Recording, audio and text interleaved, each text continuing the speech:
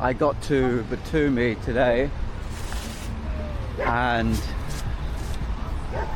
the booking of it has been crazy, if I'm honest. Yeah, my experience down in Batumi has not been good, and at some point I will have to break down the full story. So the whole reason for this trip was really because Amy needed to go back to the UK for a load of other reasons that she'll explain why herself, but she needed to go back to the UK and I didn't. So what I wanted to do was capitalize on this time to visit Georgia,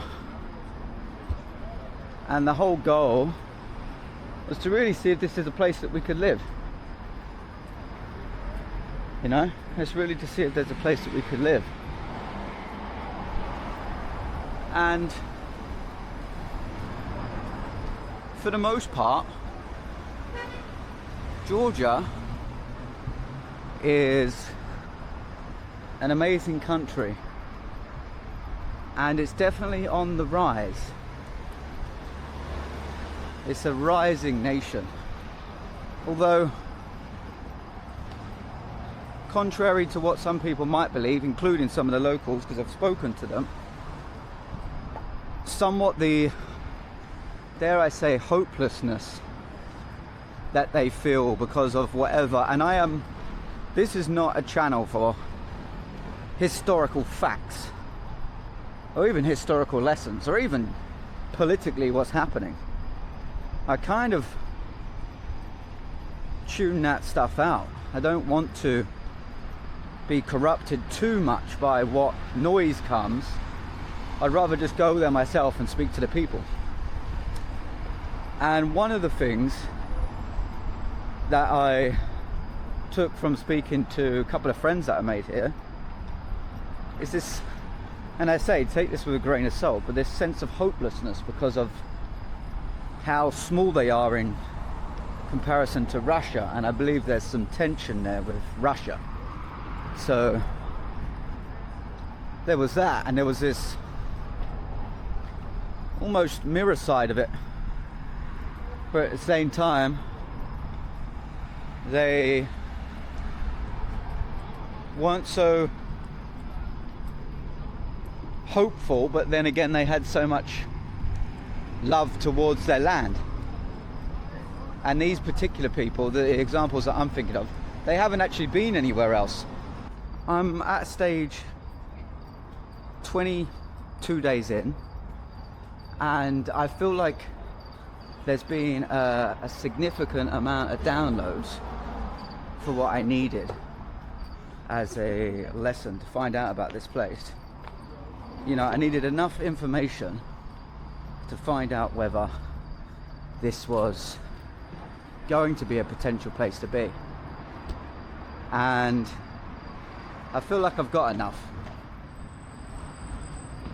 And instinct goes a long way. But here's the thing. I've kind of found myself somewhat settling in Tbilisi. And Tbilisi really has vibrancy and high energy about it. You can feel it as you walk around.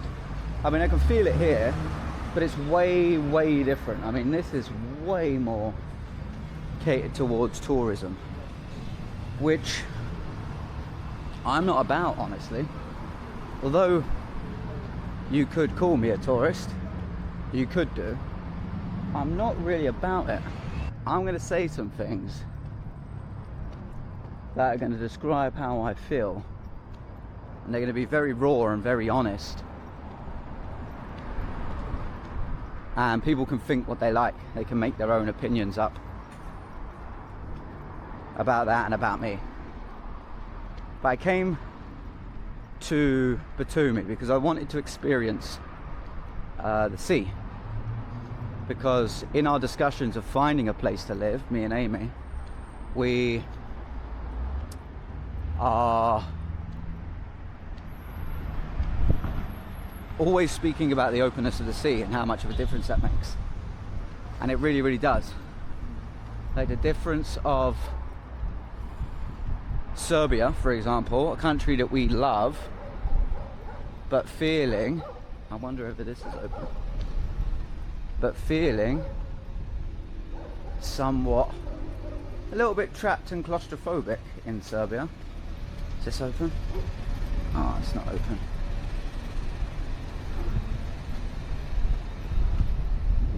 So, yeah, we wanted to more lean towards a place with, I guess, open water. And Georgia stood out for that reason, for obvious reasons, because the water is here. And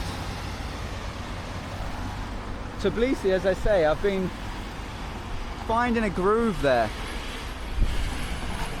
I've been quite enjoying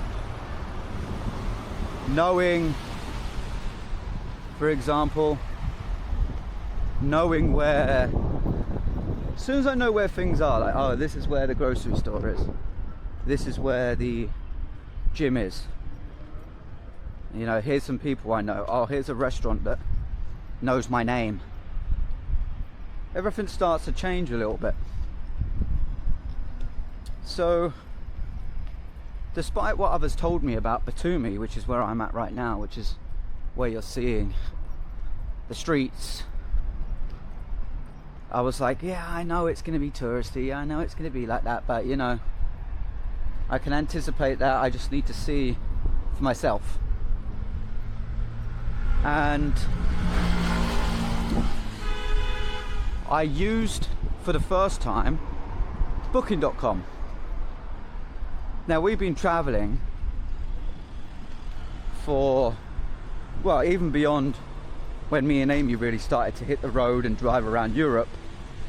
You know, I've been to Vietnam, you know, we stopped off in Malaysia. I've been places where Airbnb's been the #1 platform that's kind of serviced us accommodation.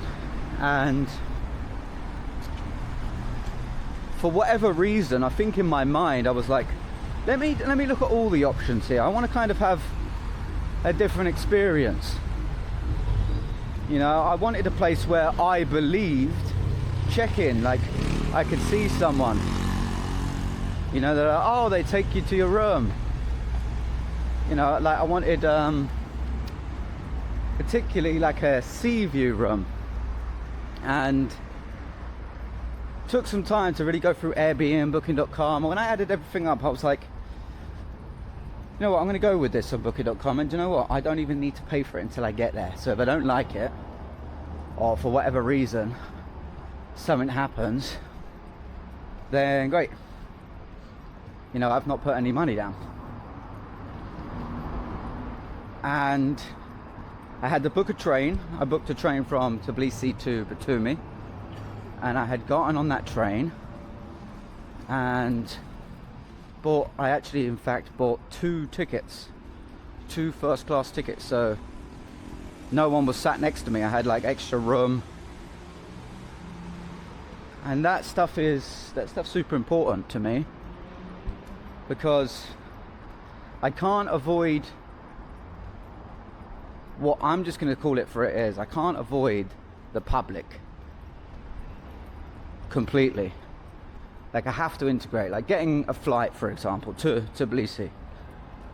I had to get on a flight, you know, even if I wanted to get a really, really high-end flight, there's no high-end airlines that fly there. So I got first class. I actually flew with a company called Eurowings. I got first class and experienced, basically sat at the front, and you don't pay for anything that you want. It's paid for, you know. And yeah, like I have this train journey, and the train journey is quite uncomfortable, stressful. I mean, it's about 5.5 hours, but it's mainly because it's like I'm around people. And the beauty of how me and Amy travel in the car is the freedom, and it's our own car. So yeah, there's this massive difference. Like, we're in our own space, we're enclosed. We've got fucking Shadow sleeping, sometimes lying on his back in the back seat. And you know, that's what makes it really special for us, is we have this unique experience of traveling, because we don't really have to get involved with anyone else. There's this part where you start to get around other people and you're dealing with the standards of other people. You're dealing with the hygiene, you're dealing with the health, you're dealing with the lack of spatial awareness, you're dealing with so many different things, you're just dealing with energy. But one of the biggest components, and this is where it's going to link into this story, is time. You know, there's a lot of time it takes, because you've got to move as a group, I guess. So I get down to Batumi, I arrive at this place, and I immediately start to realize, wow, okay, this is very busy down here. You know, this is very busy. And part of me is like, well, Charlie, what do you expect, you know? This is what you came in for. And I had requested, I'd made all the efforts, particularly because it was near my birthday also. I'd made all the efforts to basically be in the best position I could be, and find what I wanted to do was find a place that could kind of accommodate, you know, what I was after. And I get to this place early, and in advance they declined my early check-in. Cool. But as soon as I pull up to this place, everything starts to go to shit. And what happens is, I realize I haven't got a room number. I haven't got any specific details of what particular building it is, where to walk in, what the entrance looks like. Typically, if you book through Airbnb, you see all that. They lay all this out in like slideshows and screenshots, and it's so helpful. It's very professional. It's just professional in the sense that you anticipate the experience and cater for that. You know, professional in the sense that these people have put consideration into your experience and got rid of any, how do I say, any questions. Like, there shouldn't be no confusion. What you pay for, if you pay high amounts of money off for something, is normally, one, to save time, but two, the experience. And not everyone's been perfect, but Airbnb has typically been really good. And here, I'm like, where the fuck's my... Well, I haven't actually got a room. And I'm bursting for the toilet, and the toilets in the hotel, at the reception area, they're locked. And I'm like, what the fuck? That's annoying. So, there's no toilet. I'm like, I can't sit in this lobby. There's literally like families sleeping on the floor. Imagine what you see in airports, right? There's just people everywhere sleeping on the floor. I am not about that. I can't be around that energy. So I'm staying grounded. I mean, there's no point getting emotional over it. And staying grounded, I'm like, I've got to be very calculated here and get myself out of this situation. And what ends up happening is, it's like, I go to the reception desk and I'm thinking, it's like, oh, these guys, they're going to know what they're doing because they check people in and out all the time. And I go up to one of them and they were like, oh, this is a private room, this isn't part of the hotel. And I'm like, okay, is this the building? No. He's like, oh, I don't really know, you have to phone this number. And it was a number that was left on both my email, it was left on like the booking confirmation, it was a number along with an email and everything else and things that came with it. So I have a Georgian number now. It has data but it doesn't have minutes. So what I do, being in sales, is I use my CRM, which has an American number, but it's the only thing I can do to phone and dial out numbers because it's like internet based, right? So I'm in this situation looking to, I'm gonna go down this way here. Yeah, I'm in this situation and what I'm looking to do is get a hold of whoever's responsible for my booking. And I ring this number at least 20 times. And I know because my CRM tracks how many dials I've made. So I'm ringing this number, no answer, nothing. And I'm like, this is fucking gay, this is bullshit, what's going on? I send them an email and I send them a message. And at this point I'm like, maybe it's a little bit early because my train arrived super early. So part of me is like, well, maybe it's like so early that it's not in office hours or whatever it is. So I start to give it the benefit of the doubt. And then 9 o'clock comes and I'm like, right, it's 9 a.m. You know, this person knows when I'm anticipated to arrive. And I'm ringing again, ringing. And nothing's coming up for me. Right, so I can't get hold of this motherfucker. So what I start doing is I speak to Amy and I explain to her the situation. She's just waking up. She's in the UK, just waking up. And what I'm doing is getting her to message Airbnb hosts. And at the same time, she's messaging Airbnbs and finding potential Airbnbs. I'm trying to deal with the fact that I'm busting through a toilet. The guy, I found a coffee shop to do the work in. So the guy was like, oh yeah, the toilet basically in call it block C of the hotel. It's like, yeah, that's out of function.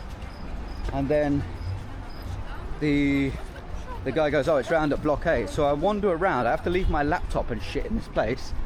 I had to put an incredible amount of trust in these guys that work in this little coffee shop. I was like, bro, do you mind if I just leave my stuff here, watch it?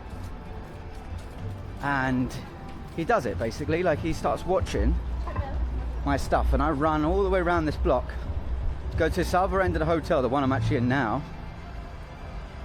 and he's, I'm there and I go to that block and that toilet's locked and all, and I'm like, what the fuck is going on here? I'm just getting this unbelievable sense of like amateurness. Like often in these places it's like there's no standards, there's no great service, there's chaos, there's no order, there's full of, you know, you can't always put it on the staff because they have to deal with all the fucking people. And in this case I start to become one of those people that has a problem.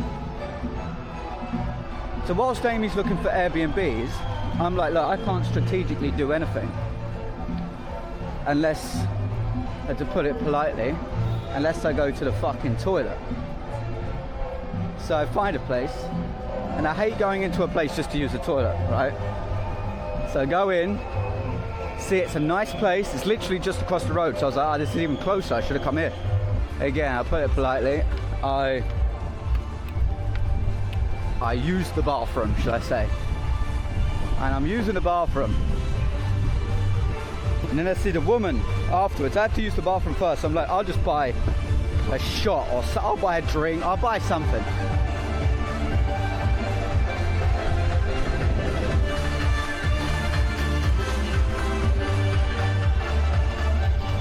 and she doesn't look too impressed. And she gives me like the X Factor sign. Like she crosses her hands and she's like, toilet? No, restaurant? No, whatever she says. I'm like, all right, well, I've already had a shit in your bathroom, so I'm done. And out of the courtesy of me wanting to buy something, you're basically telling me to leave. So I jog back to where my laptop is. I've been toilet, and then we're honing in on one particular Airbnb. All the time, this booking from booking.com still hasn't got back to me. No answer. Rung them 20 times, sent them an email. There's not really a help chat on booking.com, and if it is, it was the chat that I used and they didn't get back to me. You know, I'm like, what the fuck do I do? And I hone in on an Airbnb and get that booked, and I'm like, oh shit, how long do I book it for? How much time do I actually want to spend down in Batumi? Because the way this is going so far, I'm already like, what am I doing here? And I've got one event here tomorrow, which I'm hoping is good. I'm hoping is really good. I'm going to watch this symphony of Hans Zimmer's work, which should be a lot of fun. So yeah, and obviously the places that I chose, I put a lot of effort into. I was like, this place has a gym in the building, there's a spa, there's sauna. Like, I put a lot of thought into it. So we're looking for an Airbnb that can somewhat still cater to those needs. So we book it, end up finding one booking. It's just like, yeah, you can check in at 1 p.m. right? And I'm like, oh, okay, Airbnb, there's an actual private host. I'm gonna see if I can get something here.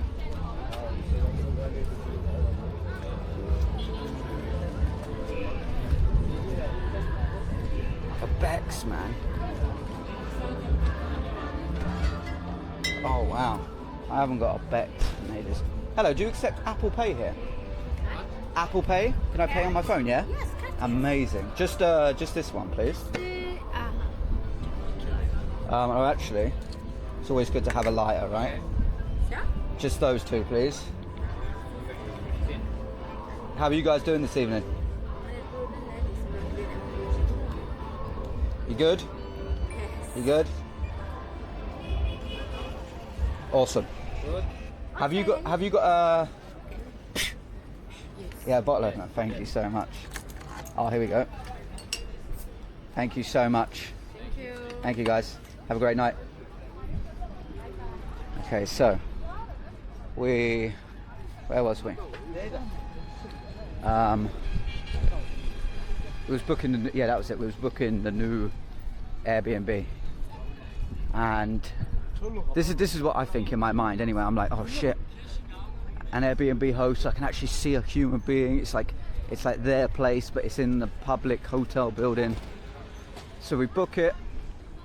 I start to relax a little bit. I've got my train ticket booked back, which I actually changed because I was originally going to be here from the 21st to the 31st. Now it's the 21st, at least right now, to the 28th. Oh wow, Bex reminds me of being 16 and first starting to drink beers. And anyway, yeah, I'm in this situation, and then I'm killing time in a place called Cork, like a coffee place. It's actually a pretty decent place. And this is the irony. This is how crazy this story actually is. So, although the Wi-Fi shit, get connected to a Wi-Fi, there's power ports there. Obviously, all the same time I'm using data. I haven't got Wi-Fi. My batteries are running out. I've got charge packs, so I'm prepared, but I'm like using a lot. So I'm going through this for hours, and I start to settle in because I've got this new place booked. And then what do you know? The host messaged me, and she says, "You can check in now." She goes, "I've left the key at reception." And I'm like, okay, the reception that's absolutely swarmed of tourists, all like a stock exchange or some shit, trying to get their fucking tickets and card keys. I was like, you're joking me. Now, why don't you just meet me privately? Just give me the fucking key, let me go up. I'm knackered, I'm exhausted, I've been on this night train all night. So I'm like, okay, I'll go with it. I'm almost there. Then I've got a queue, And if you know, you know. If you don't know, you don't know. But I'm not necessarily like a big frame or a big tall, intimidating gentleman. I'm a very short, I mean, I can handle myself, but I'm a very short individual. And this happens at bars, this happens at places, and I think this just happens because all the fucking types of people that were there. I want to be careful about what I say, but there's certain types of people that just don't give a fuck. They don't have any spatial awareness. They're just morons, idiots. You know, and I'm dealing with all this, and I'm waiting for a receptionist. There's two guys, and they're like overwhelmed with all these people there. So this stressful situation, and you know, one of those situations where you're thinking, what's taking so long with everyone? Like, what the fuck takes so long? Like, why has this guy been in the queue for like 10 minutes? Why isn't whatever he needed been done yet? And I'm really starting to get flustered now, and I eventually get connected to the receptionist. He sees me and I'm like, bro, I've got an apartment here, you've got the key. The host tells me you've got the key. She's like, yeah. He's like, what's your room number? Tell him the room number, tell him my name. He's like, no, I ain't got any information on you. And I was like, bro, I've got an apartment here. He goes, yeah, you need to get her to message us. So I go back to the host. I was like, they're not giving me the key. You know, and this is like at the final straw where I think I'm getting in the room. And she's like, yeah, we've told them you need to say you check WhatsApp or whatever it is. And she sends me a print screen. And at this stage, I never normally do these things. I'm a man of peace. Like, I'll look to find peace at every given opportunity. And what happens is I just message her and I say, look, I sent her a picture of the lobby with all these people here. I was like, wouldn't it have been fucking easier just to give me the key directly? And she starts saying whatever she's saying. You know, oh, we have staff there, it does say it on the listing. I'm like, yeah, you, like, if you were right there, like, I'm in the shop or the coffee shop, like 2 seconds away, quite literally. You know, come meet me, say hello, give me the key, let me avoid all of that awkward bullshit and fucking get up to bed. So I've got a re-queue. This is where, like, I was pushed to the edge. At this stage I'm pushed to the edge, right? I've got a re-queue. And I've got to find a space. Bear in mind I've got a suitcase. So I don't want my suitcase taking up room right at the reception desk. I like hide it around this little corner. I'm also keeping my eyes on it. It's just not a pleasant experience. Long story short, I get the key eventually and go up, and I'm going to continue the story when I get past this music. This is not for me. Yeah, those kind of fairground rides ain't for me, mate. What's that, a hang challenge? Hang 2 minutes. And it's a spinning bar. The only thing with me on these hang challenges, apart from maybe the spinning bar, is how clammy my hands get. So, yeah, this place is crazy busy as well. It reminds me of this this apartment building we stayed in Vietnam. And there was a little side note story. I remember we was like quite high up. It was a really, really high floor, so taking the stairs was long. So we took the elevator. Obviously we're in Vietnam, and you got all the Vietnamese people that go down to a place called Vung Tau for their holiday. It's their beach town. So all these tourists in this building again. I'm like, oh, I'm like, shit. And me and Nyasha at the time getting this lift. And this lift is packed already. It's like people crammed in. I'm like, Nyasha, let's get in it, you know? It's like 20 seconds.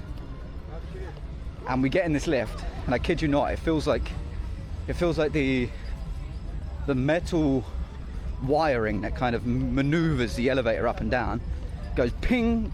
You know, imagine a metal strand breaking. You know, something just doesn't sound right. We're in this elevator, we're like, fuck, get me out of this fucking elevator right now, because there's a lot of people in it, basically. I think it was over capacity. And we get out and it's just fucking safe, yeah, whatever it is. But it reminds me of this hotel up to me.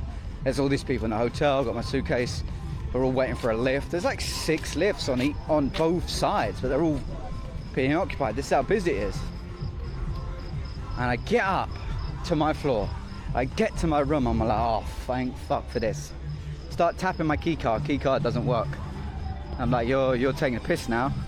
Key card doesn't work. So I'm like, losing my mind. Boom, key card works. I'm like, fucking hell. I get in there. You know, I don't care on my own too much about where I stay. I can deal with the imperfections. I can deal with the small touches that come if you get, call it a cheaper place. I can deal with all that. If everything else is okay and I'm just not getting disturbed. And then I'm basically ready to go to bed. I'm ready to fall asleep. And it's about 2 p.m. As soon as that host, again, music. Oh, that place is open 24 hours. That's cool.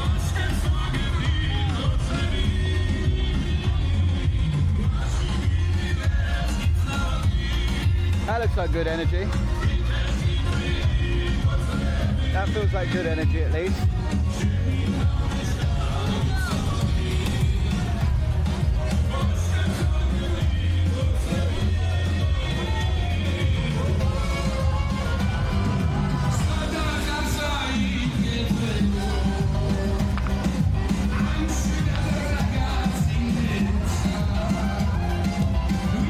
That looks like a cool little place. So yeah, this is where I'm at with the story. As soon as the Airbnb host, I'm talking in the same minute, as soon as the Airbnb host says you could have checked in, you know, hey, room's ready, you can go and check in, guess who comes out of the woodwork? Old fucking Booking.com bollocks. Mr. Booking.com, who I had also added on WhatsApp with the same number and rung him on WhatsApp and all. So it's probably more than 20 dials. And I sent him a message, I'm letting him know what's going on. Fucking cunt messaged me, he's like, oh yeah, floor 5, room 449. I'm like, bro, are you fucking serious? Like you've got back to me, so oh, check-in's not till 2. And I'm like, yeah, cool, fair enough, but why couldn't I get hold of you for fucking 5 or 6 hours? When I'm here, why is it, like, where am I going? What am I doing?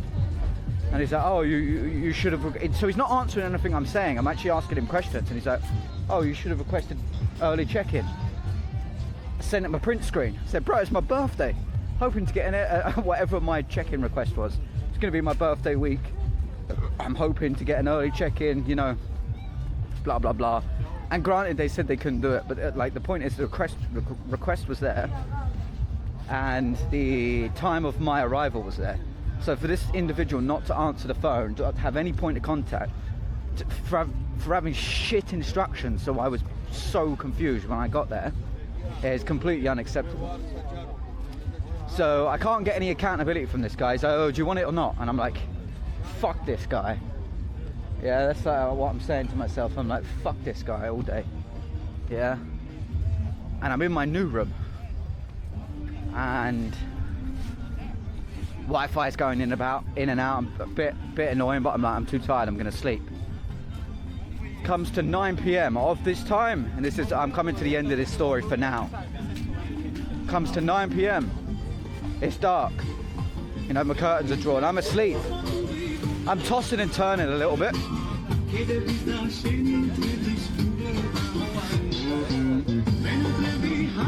Yeah, I'm tossing and turning a little bit. But I'm in bed, and I think I hear like a little knock, but you know, it's like a hotel corridor, so I'm like, I don't know if that's my door, someone's next door, so like I'm hearing everything, so whatever. And someone's fucking entering into my room. And I'm lying in a dark fucking room. I'm in bed, right? And I'm like, I'm waiting, I'm anticipating. Because someone's entering, but they're hesitant. It's 9 p.m. Like, even for a hotel, which type of hotel has maids that go in at 9 p.m? Like, what the fuck's going on? And I say hello. And this woman's like, hello. And then shuts the door and leaves. So I don't have any explanation why she's there. Oh, that looks like a fucking funky little bar.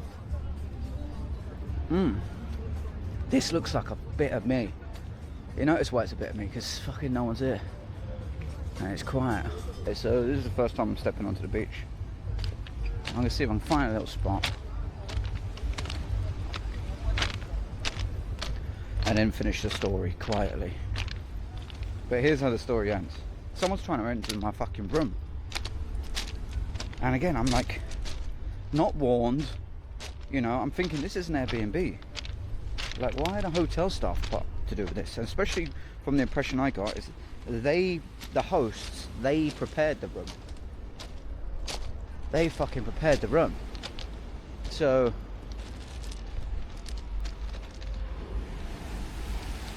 I'll go down here. I'm just gonna fucking soak this open air here right now. I'm just fucking done with it at this stage, right? I'm completely questioning. It's like, why am I fucking here? What am I doing? Why am I around this? It's such a reminder of how important it is to have money. And even if I had fucking 2 billion in my bank, I don't think it would have too much necessarily changed what I was trying to achieve here. But here's a positive note to the story. I mean, the story's not over. Well, I'm going to see how this plays out the rest of tonight, tomorrow. But I did go to Airbnb support, right? And Airbnb support have always, any time we've needed them, which is very rarely, they've always been amazing. And they have a thing where you can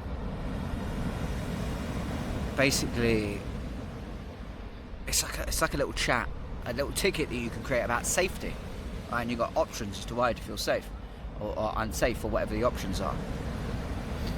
And I start to fill this out, and I was like, do I really want to do this? I don't want to piss off the host here right now. I don't know if they're going to get notified or whatever it is.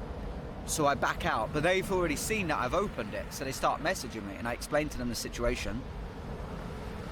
And Airbnb have said, look, whatever you want to do, we can pay for your hotel tonight. We can compensate you up. If you need a hotel as an emergency, you know, we'll find a hotel. We'll allow you up to like $390 per night or something like that. And they would give me all these options so that you can choose a new Airbnb. We'll compensate you for the difference.